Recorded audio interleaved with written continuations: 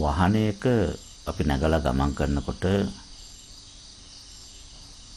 වීදුරුව අසල අපිට ආසනයක් ලැබිලා පාර දිහා බලාගෙන යනකොට කිලෝමීටර් 100ක් විතර ගියාට පස්සේ නවත්තලා මග තිබිච්ච දේවල් කියන්න කියලා කිව්වොත්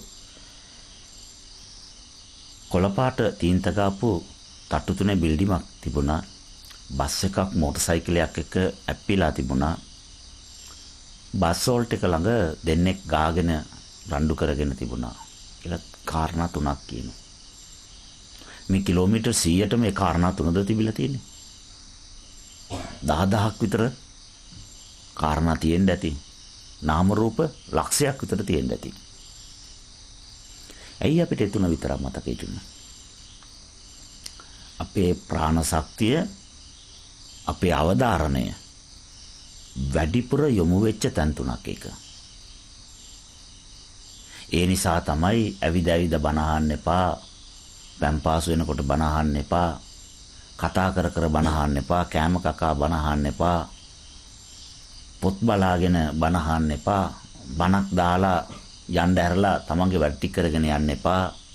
ඒවා ඒ ධර්මයට කරන නින්දාව, ගෞරවය එක කරන්න එපා. ඩ්‍රයිවිං කරන්නත් එපා. මිනිස්සු පුරුදු වෙලා ඉන්නවා අර සින්දුවක් දාගෙන වැඩ කරන්න ගෙදර. සින්දුව ඇහෙන්නේ නැහැ අයිට. ඇයි වැඩේ පරිස්සම් කරන්න එපා. කපන කරන දේවල් කරනකොට ඇඟිලියම පරිස්සම් කරගන්න එපා. එතකොට අර 100 එතනට වැඩිපුර යොමු වෙනකොට අර සින්දුව ඇහෙන්නේ නැහැ. නමුත් අර තනිකම පාළුව මකන්න 100 අඩු වෙනකොට සින්දුව ඇහෙනවා, 100 වැඩි වෙනකොට සින්දුව ඇහෙන්නේ නැහැ.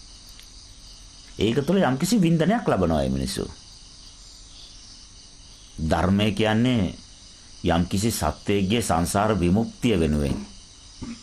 බෝධිසත්වෙක් සාරා සංක කල්ප ලක්ෂ ගණන් අවබෝධ කරගෙන අවිලා කියන එක.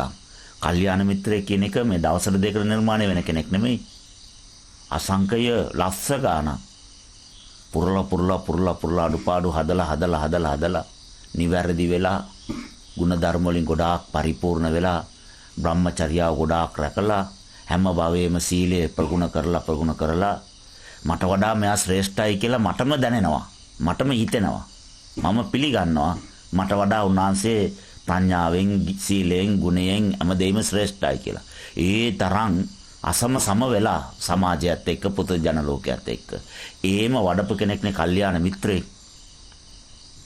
එතකොට එවැනි කල්යාණ මිත්‍රයෙක්ගේ සංඝ මුඛයෙන්, උපාසක මුඛයෙන් තමයි අපට ඇහෙන්නේ සද්ධර්මය. එයා තමයි කියන්නේ මේම තමයි මේ ලෝකයේ හැමදේම වෙන්නේ. මේ අමතන තියෙන බොරුවක්, මුලාවක්. අම්මා කියන්නේ මුලාවක්, තාත්තා කියන්නේ මුලාවක්, දරුවෝ කියන්නේ මුලාවක්. ගෙවල් දොරවල්, යාන වාහන, සැප සම්පත්, ස්ථිර තැන්පත් ඔක්කොම මුලාවක්. ඇයි පුත්තා මත්ති ධනම් මත්ති තිබාලෝ වියඤ්ඤති අත්තායි අත්තනෝ නත්ති කුතෝ පුත්තෝ කුතෝ ධනං. මේක මම නෙමෙයි කියන්නේ, බුදුරජාණන් වහන්සේ කියන්නේ. මේ ලෝකේ අම්මා ඉන්නවා, තාත්තා ඉන්නවා, ඒගොල්ලෝ අපිව බලාගනි. ගෙවල් දොරවල් තියෙනවා මට ඉන්න. අන්තිම කාලේ වැටිලා ඉන්න ගෙවල්. වැටිලා ඉන්නේ ඇත්ත. වැටුණා මුස්සන්නේ කවුද? මට දරුවෝ ඉන්නවා බලාගනි. බලා නොගත්තොත් අනිත් පැත්ත, ඍණ පැත්ත. මේ ලෝකේ කාටවත් කිසිම දෙයක් ස්ථිර නැහැ. කිසිම දෙයක් තමන්ගේ පාලනය යටතේ පවතින්නේ නැහැ. ඒ නිසා මේ ඔක්කොම බොරු කියලා දේශනාවක් කරනවා. ඉතින් අත්දැකීම් එමය කියන්නේ සංසාර හොඳට බැට කාලා අත්දැකීම් ලැබලා අන්තිම කාලේ මාළු මඩම් වල ඉඳලා හිඟා කාලා බස් වලට ලබුදියලා දරුවෝ ඉන්නවා කවුරු සතපාඩ ගණන් ගන්න යන්නේ නමන්න. එහෙම බැට කාලා මේකේ තේරුම් අරන් ජානගත වෙලා අන්තිමට යා බඳින්නෙම නැහැ. ඉපදෙනවා බ්‍රහ්මචර්යාව රකින්නේ. ඒ පැත්තවත් ඇරිලා බලන්නේ ඒ අත්දැකීමකින් සම්පූර්ණ වෙච්ච උත්මයෙක් තමයි කල්යාණ මිත්‍රයෙක් කියලා කියන්නේ. ඒතර ඒ කල්යාණ මිත්‍රයා එච්චර අසංකේය ගාන පුරපු එකක් දේශනා කරනවලු. මේගොල්ලෝ කීර කපාගෙන අලසුද්ධ කරගෙන පරිප්පුවක හැඳි ගගා බණ අහනවලු. පුදුම කතාවක් නේද? සේරම වැඩ නවත්තලා උපාසක ඇඳුම ඇඳගෙන පැදුරක් හරි මොනවාරි එකක් එලලා බිම වාඩි වෙලා වැඳගෙන දැස් වසාගෙන අර කියන වචන වලට 100 පිටවගෙන ඇව්වොත් මම හිතන්නේ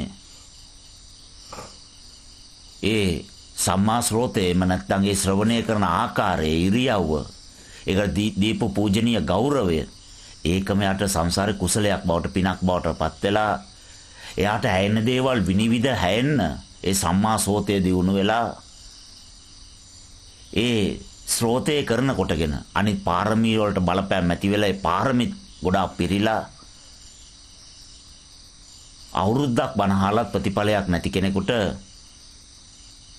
සාමාන්‍ය සති දෙකක් විතර ආනකොට ප්‍රතිඵල ලැබෙන්න පුළුවන්.